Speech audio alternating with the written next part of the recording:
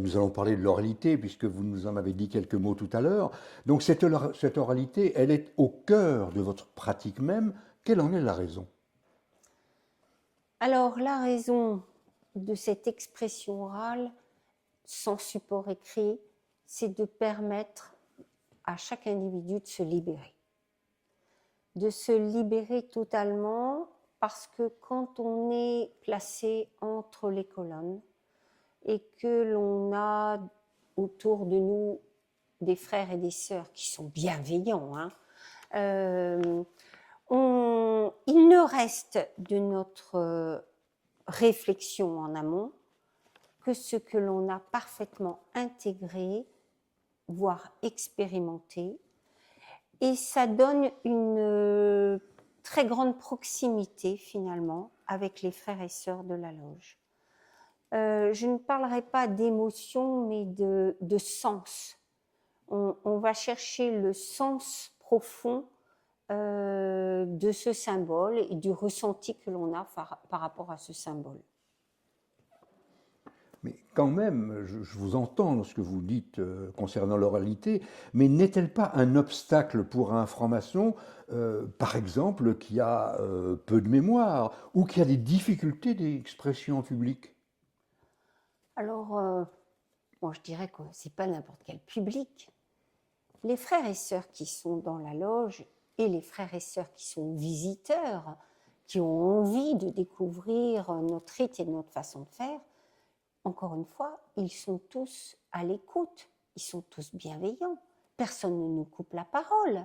Donc il y a une aisance finalement à s'exprimer.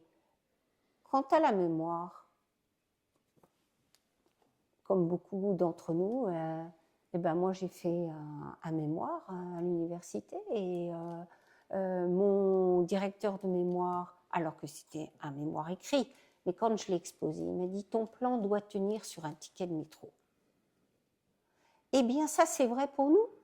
On réfléchit en amont à ce que l'on a à dire, on a notre plan dans la tête et si on en a vraiment besoin, on peut avoir un minuscule papier qui nous rappelle notre plan, mais concrètement, on sait ce que l'on a à dire. Quand on est en société, on n'a pas d'écrit pour parler et pourtant on s'exprime et on a des avis sur plein de choses.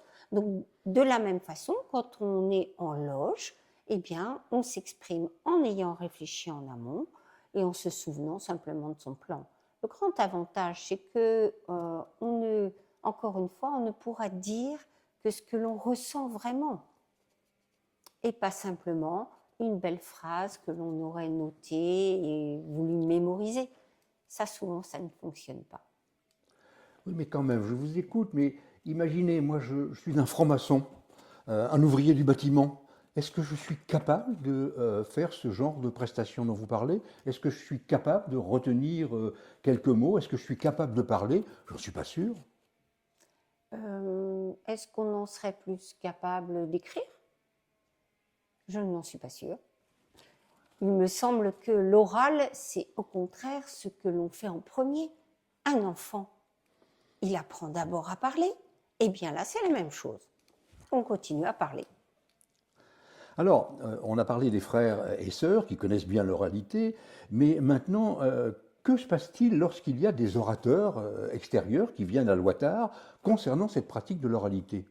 Est-ce qu'ils sont amenés effectivement à la même contrainte? Non, bien sûr que non. Non, chaque orateur qui va venir pourra travailler par écrit s'il le souhaite. Mais je constate quand même que plusieurs orateurs extérieurs se sont mis au défi d'essayer de travailler à l'oral en ayant quelques notes, mais c'est ce que font aussi les très très bons orateurs des loges qui pratiquent l'écrit.